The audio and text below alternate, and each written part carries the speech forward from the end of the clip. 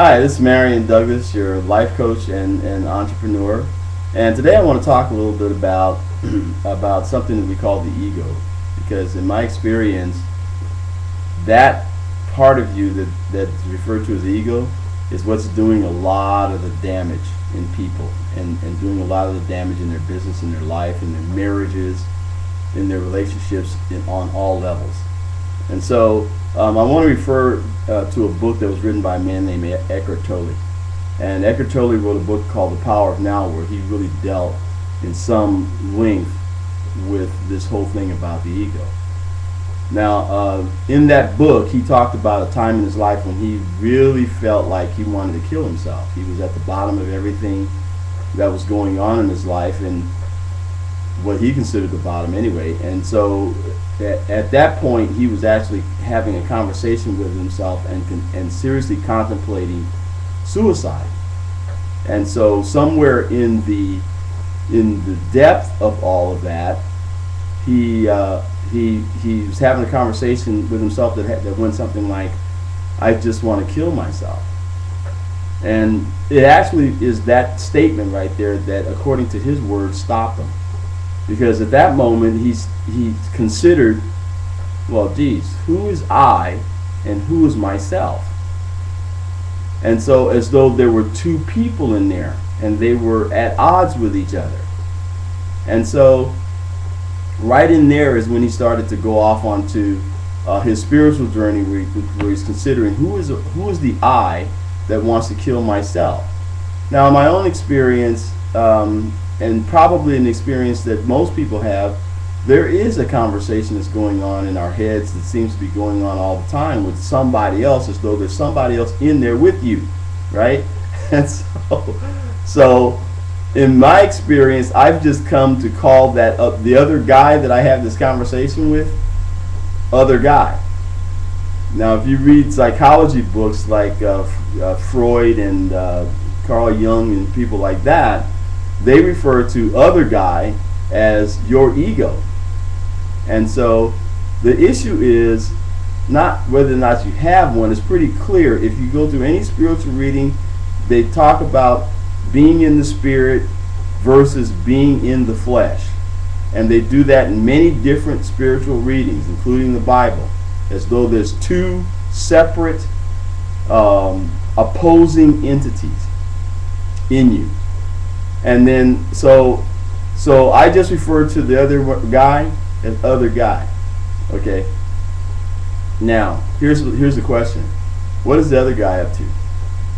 If I'm up to doing good in my life and being positive and seeing myself as being valuable and seeing other people as being valuable, and I want to be loving and caring and creative and all the things that make my life worth living, then what's the other guy up to? So, because if we were up to the same thing, we wouldn't be having a conversation about it, would we? That would be opposing conversations. And so, in my experience, I've come to understand that my other guy, what most people refer to as ego or flesh, that other guy is up to no good. That other guy is out to destroy all the possibilities that I am. And so, I got a pretty good idea where other guy got his strength from too. And that is that from the time that you were born, you are going through some kind of conditioning where people are telling you what is the truth about life, the truth about who you are, the truth about what it is that you're capable of. This is how they refer to it, as though all of that they're saying is true. And your ego is developing around all of the stuff that's being said. So when you're young, you have no understanding that you have a choice about whether or not you accept many of the things that are being taught to you as being true or not. Most of us accept it because the information about what we believe is true or not is coming from what we consider to be good authorities. One of them is our family, our parents. The other one are the people who our parents say that we should be listening to, like teachers and priests and other professionals and stuff like that, people like that. And all of those people have been conditioned. So by the time you get to be an adult, your ego is a very well educated and very well conditioned entity that you have to fight with. And for most of us, by the time we get to be adults, our spirit has not had nearly the exposure as our ego has. Day in, day out, your ego is constantly being fed with information about who you should be, what the world is like, who God is, who you are, what you're capable of, and all kinds of stuff like that. What's actually success, what's not success, what's beautiful, what's not beautiful. Your ego is constantly being conditioned with all kinds of stuff about what is the truth. Okay? By contrast, your spirit does not get fed very often as you're growing up. For most people, they'll go to church or do some kind of spiritual exercise maybe once or twice a week.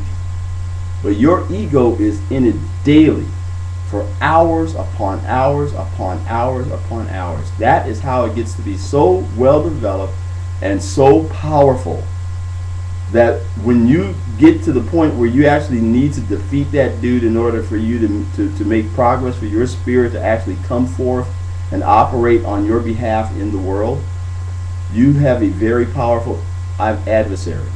Not enemy, but adversary. And that adversary is an opposing, conditioning, and belief system that covers just about everything that's got to do with your life. Now, I'm not going to cover this whole thing in this session because it's a little lengthy, the conversation. But I'm going to sign off now, just leaving you with that, so that you have some clarity of understanding that that other person that's inside you, you check it out for yourself. That they're up to no good, and it's not bad. It's just that it's there and you have to deal with it.